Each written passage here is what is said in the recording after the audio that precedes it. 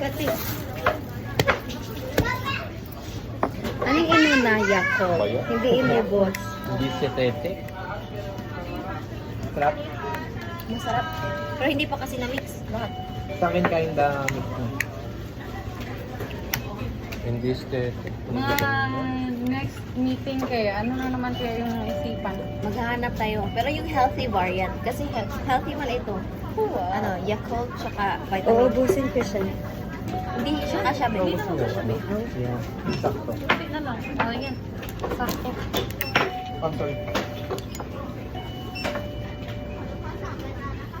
Guys, masarap siya. Ayun nga, sakto lang. Oh.